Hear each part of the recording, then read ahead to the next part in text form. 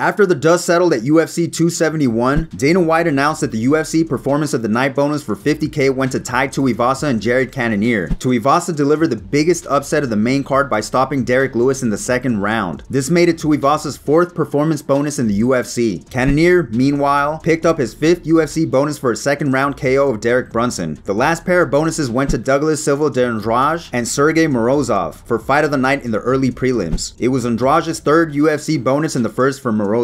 Tai Tuivasa said he never felt in danger facing Derek Lewis. Tai didn't name anyone specifically next that he'd like to face, as he doesn't pay any mind to the rankings. Robert Whittaker was interviewed next, and he felt he only lost the first round and thought he beat Adesanya to the punch and got enough takedowns to justify a win. He took the loss well and said that he would continue to grow as a fighter and stomp anyone they put in front of him now until they meet again. Israel Adesanya gave himself a 7 out of 10 in his match versus Whittaker. He said he wasn't interested in facing Whittaker again until maybe a few fights down the line. As far as Whittaker feeling that he won the fight, he scoffed and said that he was probably sipping on Paulo Costa's wine along with Marvin Vettori. He feels he's still a bit better than Whittaker and leaps ahead of the rest of the division. He was looking to face some fresh meat in Jared Cannonier, and even said that he had told Cannonier prior to his fight versus Brunson to win, so that they could fight each other next. Adesanya was asked about Khamzat Chimaev's opinion of him being able to finish him inside 1 round. His response was very unemotionally brief. Check it out. Do you like fresh meat? Another fighter not in your division named Khamzat's been tweeting at you this fight. Has he? He said, "Easy money for me, 0 wrestling, 1 rounds, I'm gonna kill him." Okay.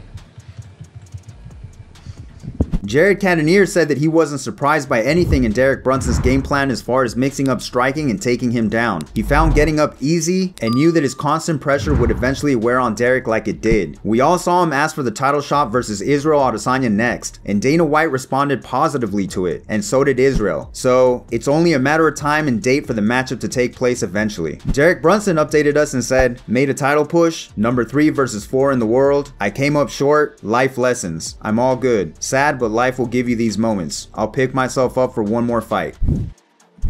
Dustin Poirier was asked at his media scrum whether it would interest him to face Conor McGregor for the 4th time. He said he wasn't all that interested unless if the money was right, since he already had 2 definitive victories over him. Here's what he had to say.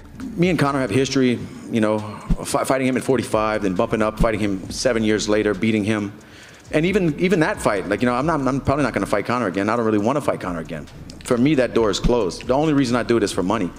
You know, I beat him 2 times in a row. What can I best my 2 performances? Can I knock him out quicker? You know, can I 10-7 him? What can I do? You know, I've done it. If I do it again, it's just for money, right? So that's a completely different thing.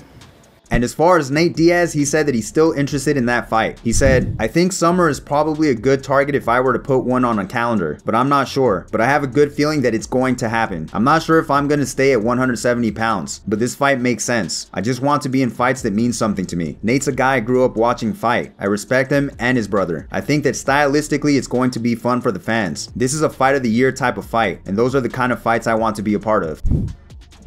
Aljamain Sterling comically decided to try out the Dagestani beard and said, "Now I eat everybody, smash everyone. Aljamain Chimaev." And finally, Dana White decided to do a shoey along with Tai Tuivasa after his victory. But it's not an actual shoe, but a contraption called a shoey-vasa that only looks like a shoe. Now when you tip it off, you got to turn that. Like a beer bottle. No, yeah, like a beer bottle. Ready? I'm not good at this. Yeah. Ready? Turn it. Let's go there. As always, guys, if you liked the video, make sure to hit that like button for me. If you're new, subscribe and hit that notification bell to stay up to date. Thanks for watching.